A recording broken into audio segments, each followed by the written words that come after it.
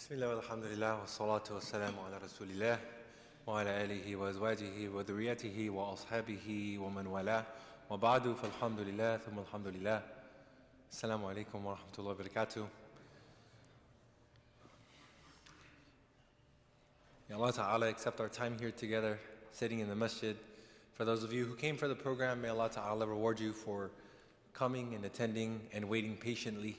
I know there was a switch in the program to allow people to have their dinner first, just in case some of the people were sa'imeen and were fasting, that they were able to break their fast, inshallah, before having to listen to maybe a lecture where their mind might be somewhere else. And as they say, إِذَا حَضَرَ الطَّعَامِ سَكَتَ الْكَلَامِ, that when the food is there, then the talking should stop, right? You shouldn't be speaking when you're hungry.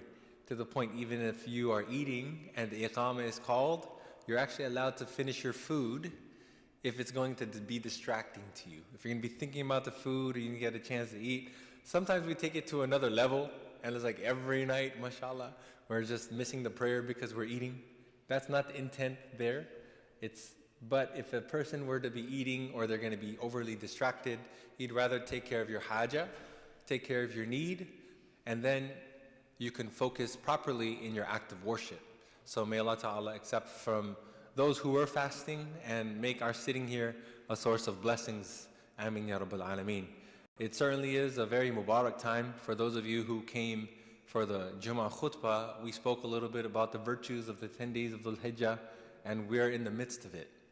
We know that Fridays in general are the best day of, throughout the years, the best days are Fridays. And then the best days of all the years, the 10 days of Dhul Hijjah, then we got to have a Friday in the 10 days of Dhul Hijjah. This is Nurun ala Nur.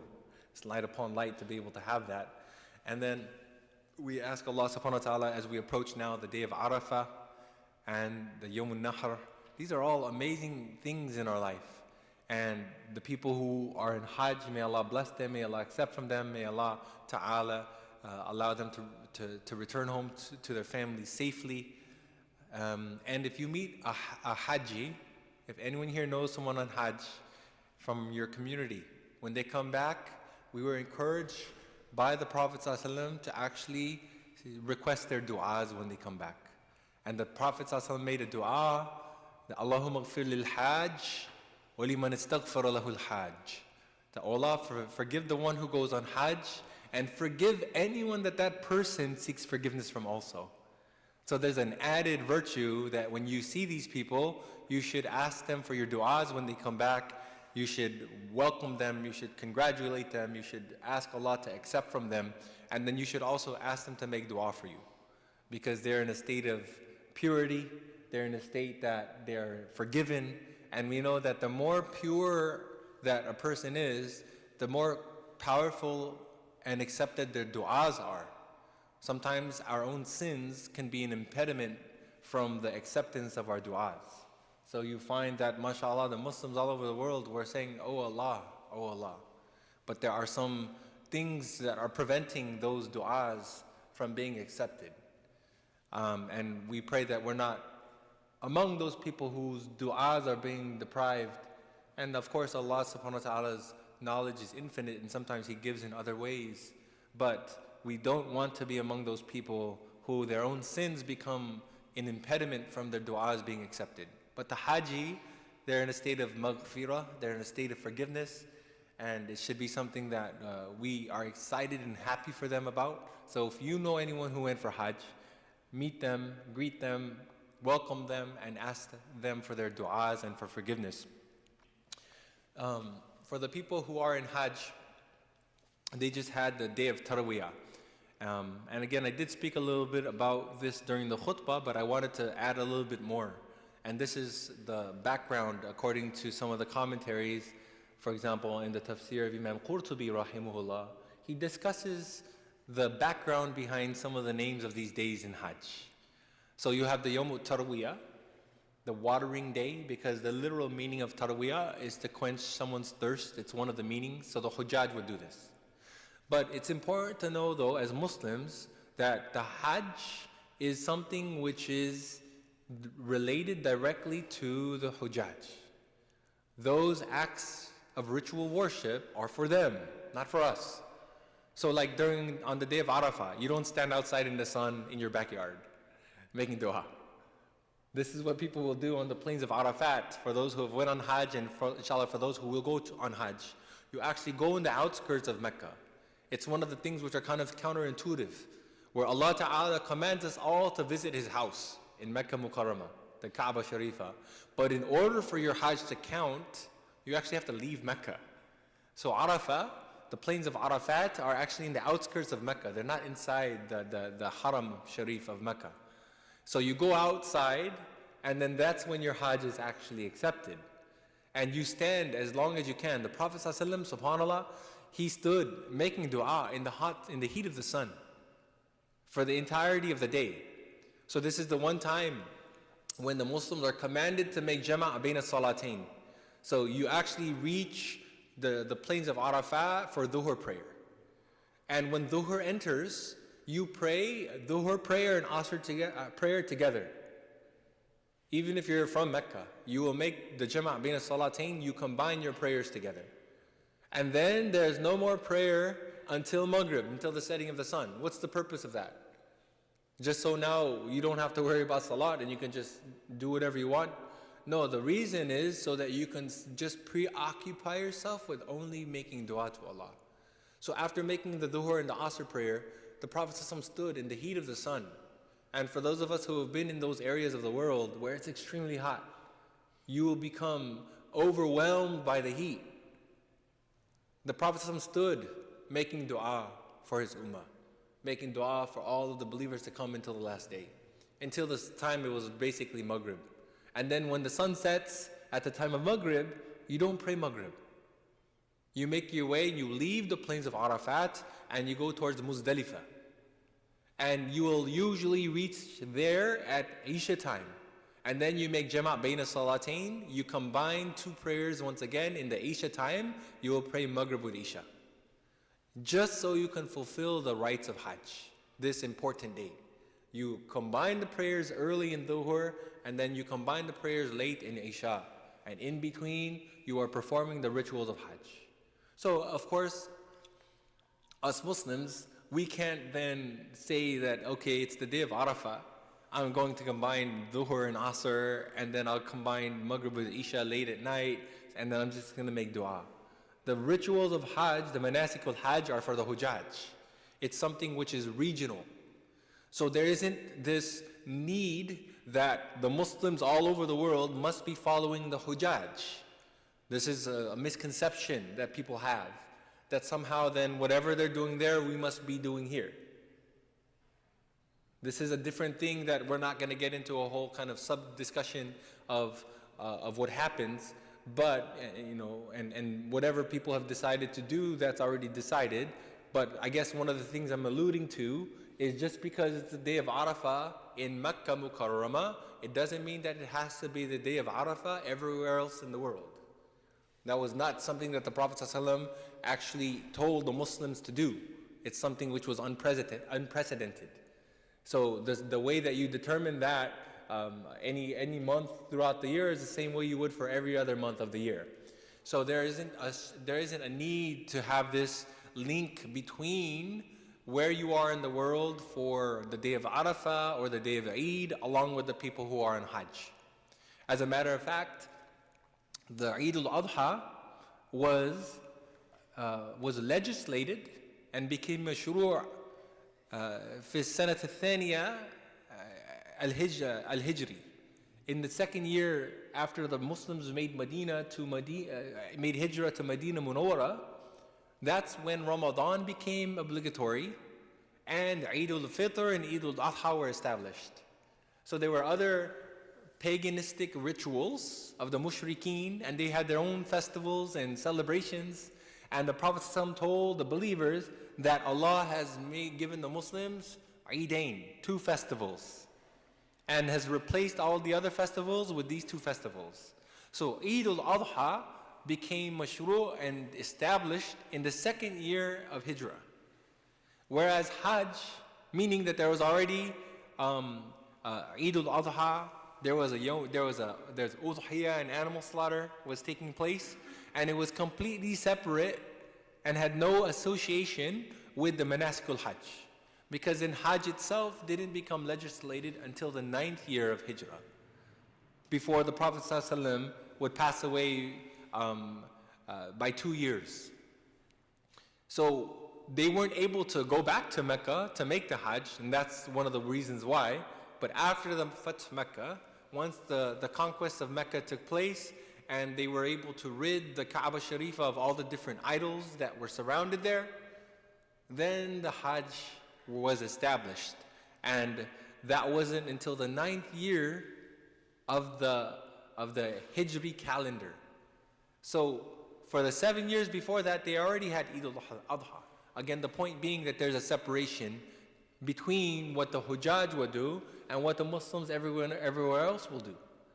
So the commonality that we do share, however, is the virtues of these 10 days of Dhul Hijjah. Allah Ta'ala made the manasikul Hajj during these 10 days of Dhul Hijjah, and He also made these days very virtuous in general. So you'll find that the manasik in Hajj, the rituals of Hajj, are based on the actions of Sayyidina Ibrahim alayhi salam. This also predates Hajj itself. These actions were established long before even the rituals of Hajj were established. So where there was a sa'i bin as-Safa wal Marwa, the running between the two mountains of Mount Safa and Mount Marwa, that was the act of Hajar alayhi salam when she was looking for water after they were left there. Even the days that we mentioned earlier that I said, the 8th day, Yawmut Tarwiyah, the 8th day is the watering day when you would quench your thirst. This is for the Hujjaj. But how does it apply to us? This is the day that commentaries, it mentions that Ibrahim alayhi salam had his dream that he was slaughtering his son. So this dream that he actually had this dream on 3 consecutive days. So one of the meanings then of Tarwiyah was to quench your thirst, which is what the Hujjaj would do. Another meaning that Tarwiyah has, it's from the word ru'ya, which is a dream. But another meaning of Tarwiyah, it means a tafkir, and to think and to reflect and to deliberate. Because when the Sayyidina Ibrahim alayhi salam, when the first night that he had this dream, فَلَمَّا أَصْبَحَ رَوَى فِي نَفْسِهِ هَذَا الْحُلُمْ مِنَ الشَّيْطَانُ مِنَ اللَّهِ. He didn't know, so it mentions in the commentary, it uses this word rawa. He reflected and thought to himself, when he saw this dream on the first night that he was slaughtering his son, is this dream from Allah or is it from shaitan? فَسُمِّيَ يَوْمَ التَّرْوِيَةِ. And that's why that 8th day of Dhul Hijjah was called Yawmut Tarwiyah, the day of deliberation and reflection. But the next night, he had the same dream again. And فَلَمَّا أَصْبَحَ عَرَفَ أَنَّهُ مِنَ اللَّهِ. So the second night he had the dream, he realized, had ma'rifah and realization that he knew that this dream was from Allah, because now he had it for the second day. So now the next day, the 9th of Dhul Hijjah, was known as Yawm Arafah, the day of Arafah. And Arafah literally means to have realization and knowledge.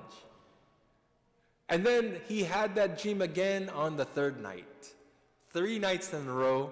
And that night again when he woke up, فَلَمَّا أَصْبَحَ هَمَّ بِذَبْحِ إِبْنِهِ إِسْمَعِيلٍ. So then the next night, the 3rd night in a row, he had the same dream again. Now he had firm resolve that I'm going to now sacrifice my son.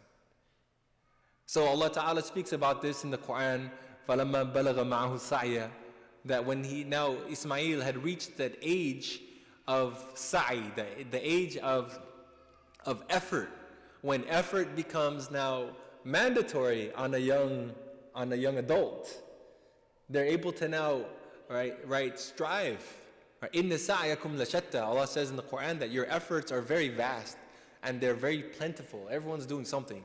Everyone makes effort for something.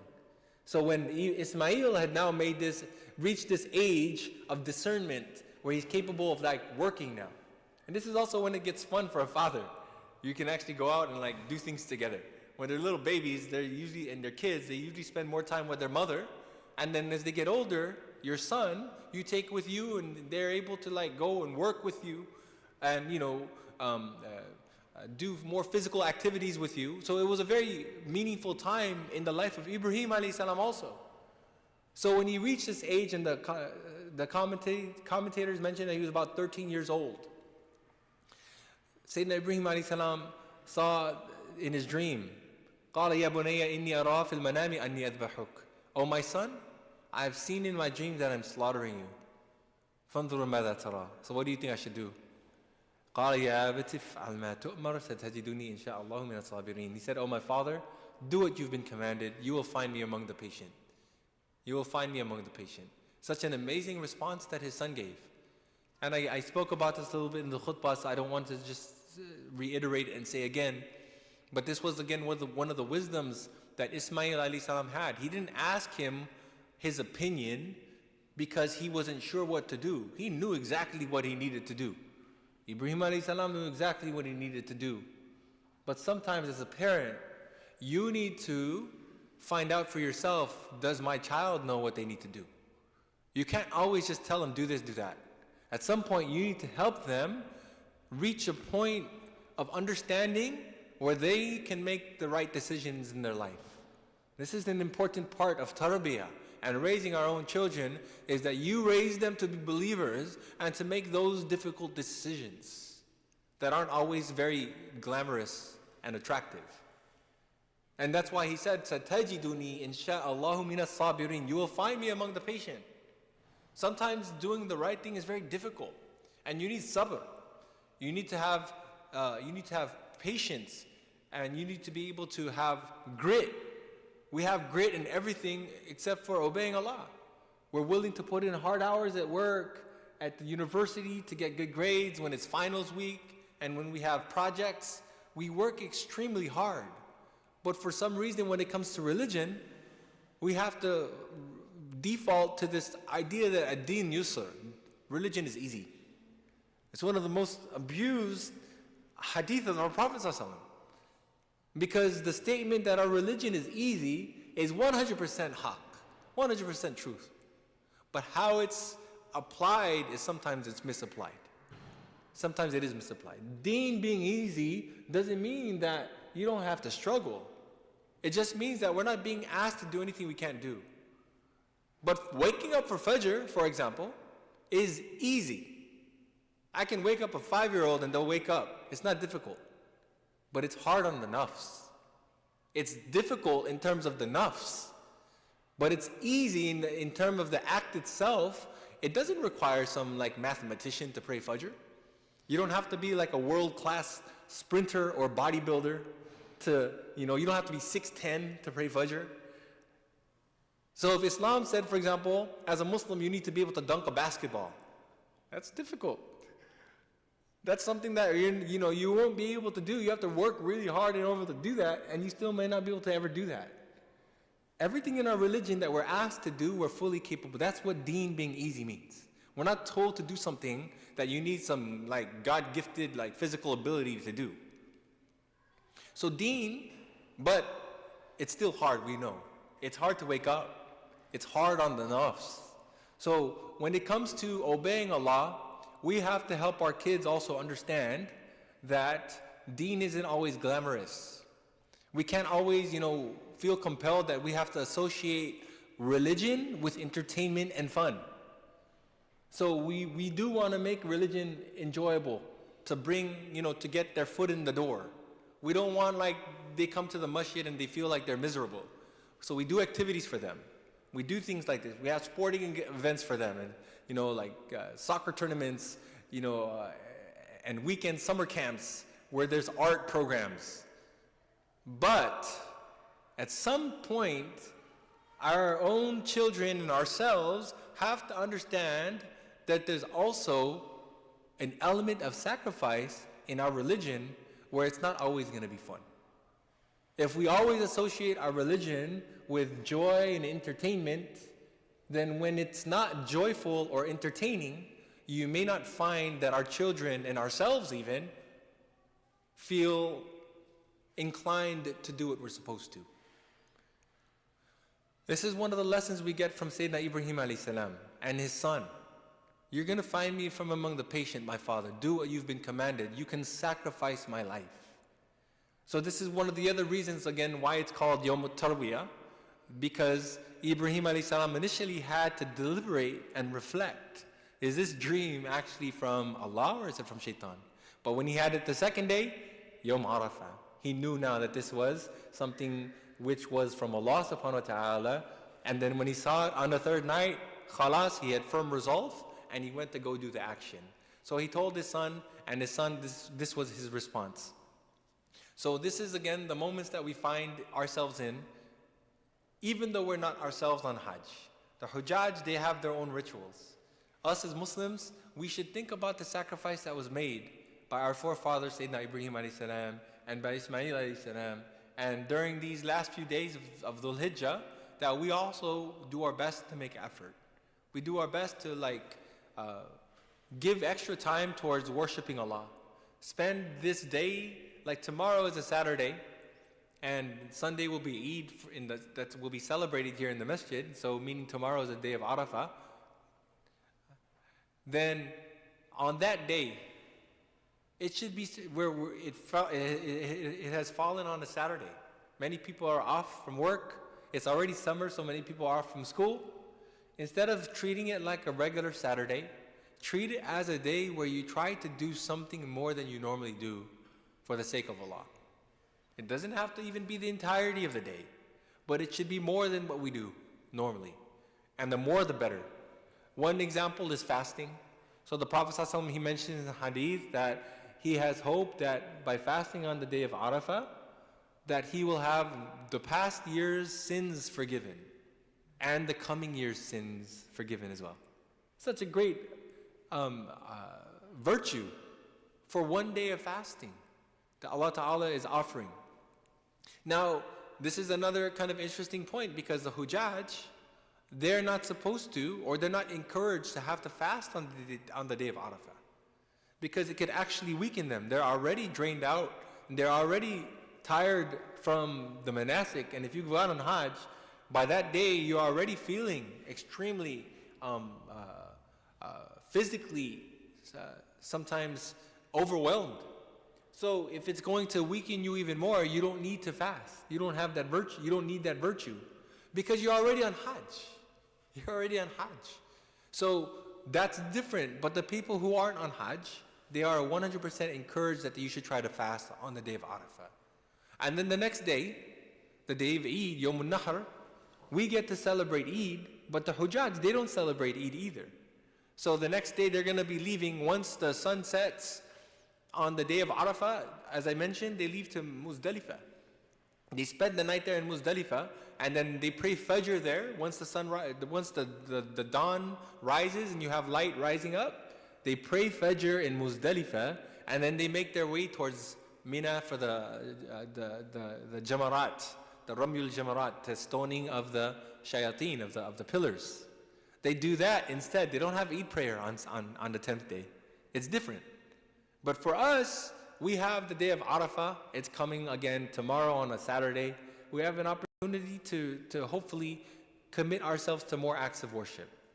Now again, it doesn't have to be for the entirety of the day, but we should try to do something more than we're accustomed to do. It might be coming to the masjid. So maybe you're not normally at the masjid for dhuhr, but tomorrow's a Saturday. If you don't have anything going on that's compelling, why not come to the masjid and pray dhuhr in jama'ah? This is something which again seems like a very small action, but it's one of the most beloved things that you can do, is to make your prayer in congregation in the masjid. And then you'll be in the masjid already. Look around us. It's a beautiful environment. You have the mushaf on the shelf. You can pick up the mushaf and you can read the Quran. We can actually read the Quran on a Saturday afternoon. Whereas maybe people are already accustomed to doing that. MashaAllah, hani'an lakum. That's wonderful if that's your habit. Then come here earlier, before dhuhr. Make your Salatul Duha. It's a time where you can do extra worship. Maybe you're already used to being here on a Saturday, opening up the Mus'haf and reading a whole juz of the Quran. Hani'an lakum, mashallah, that's wonderful. Read 3 juz of the Quran. Do something more is the bottom line.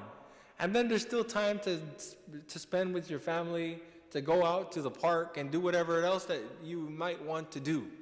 But let this be one of the things we try to take away with us, inshallah, that tomorrow, inshallah, is the day, the final days of the 10 days of Dhul Hijjah, the day of Arafah. And these 10 days have been mentioned to be the most virtuous because it has the most virtuous day. And I'll end with this. So just like the 10 nights of Ramadan are considered the most virtuous 10 nights of the entire year, because it has the most virtuous night of the year, Laylatul Qadr. The 10 days of Dhul Hijjah have the virtue of being the most virtuous 10 days of the year because it has the most virtuous day of the year, which is the day of Arafah. So this is something which we shouldn't sleep on, we shouldn't underestimate. Rather, inshallah, we take advantage of it. And we encourage our families to do so as well. This is a day where you should now also remind your kids, remind your parents, remind your husband or your wife, remind your friends and your cousins and let them know, subhanAllah, this is such an amazing day. Send them a message tonight. Remember, the day is a day of Arafah. You should try to fast tomorrow if you're able to. Try to wake up for suhoor so that they don't realize this too late after breakfast. Oh, I was supposed to fast today. Sometimes this happens. You speak to people and they're like, oh, I didn't know I was supposed to fast today. So you try to remind each other and give a reminder. And if someone chooses to do a good deed, الدال على الخير كفاعله, if someone chooses to do a good deed because of your indication and your reminder, then you get the reward of their doing that good deed. So may we all hopefully take advantage of these 10 days of Dhul Hijjah, the day of Arafah, the day of Eid. May Allah subhanahu wa ta'ala accept our acts of worship. May Allah ta'ala accept from our families and our communities. Keep us all safe and protected and blessed. Put the understanding of what it means to truly be a believer. Put the understanding of true sacrifice in our hearts and what it means to sacrifice for the sake of Allah subhanahu wa ta'ala. And may Allah ta'ala allow us to do that through the entirety of our life until the day that we meet Him in a state that He's pleased with us. Wa akhiru da'wana and alhamdulillahi rabbil alameen. Jazakumullah khair. There's 3 minutes till the adhan. I was going to ask if anyone has any questions they wanted to ask. Otherwise, we'll end, inshallah. Fadl. Yeah. For those who are making the sacrifice here, what's the ruling for trimming nails? For those who are making the animal sacrifice, it's considered mustahab and meritorious to not trim your nails or your hair the moment the 10 days begin. From the duration of the time the 10 days begin, it's considered an act of virtue to do that. If someone did not do that, it doesn't impact their slaughter in any way, nor is it considered any type of karaha or dislike, or like somehow it's blameworthy if they did that. There's no harm if they did that. There's just reward if you did. And this is also to kind of emulate what the Hujjaj do when they're in ihram. They don't trim their nails or their hair. So this gives us a type of kind of synchrony with them, so that we can hope that we share in the reward even though they're there and we're here. وصلى الله على النبي الأمي وبارك وسلم. جزاكم الله خير وبارك الله فيكم.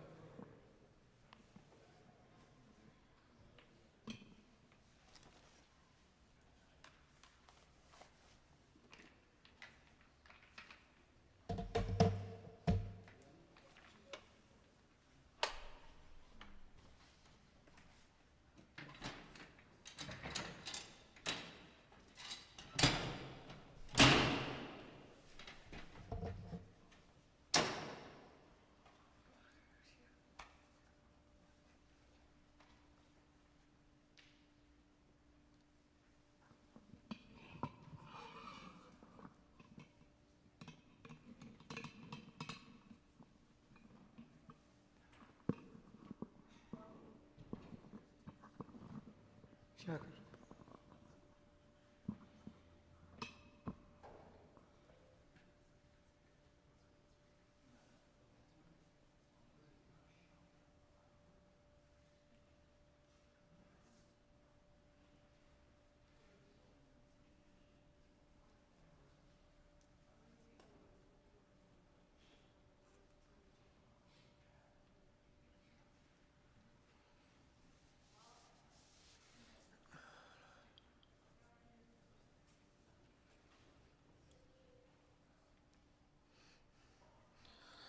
الله أكبر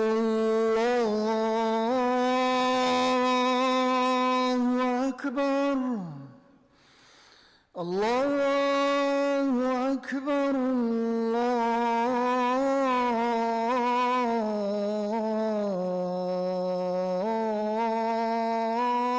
الله أكبر أشهد أن لا إله إلا الله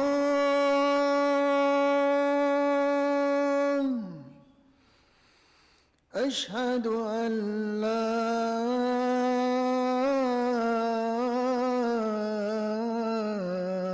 إله إلا الله أشهد أن محمدًا رسول الله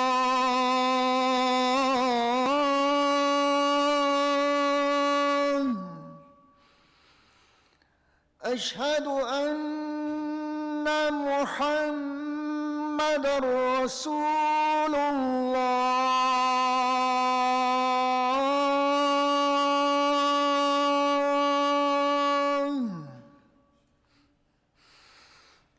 حي على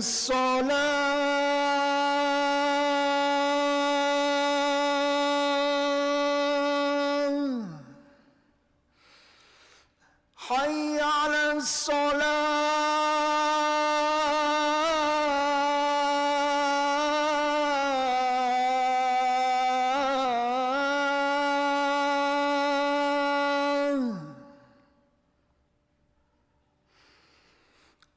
حي على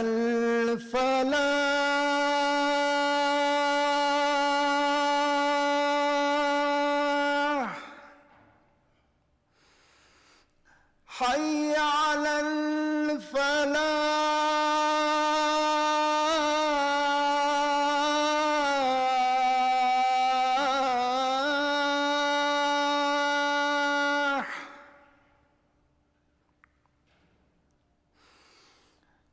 الله أكبر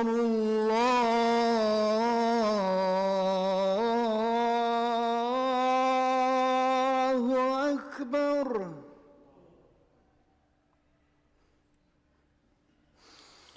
لا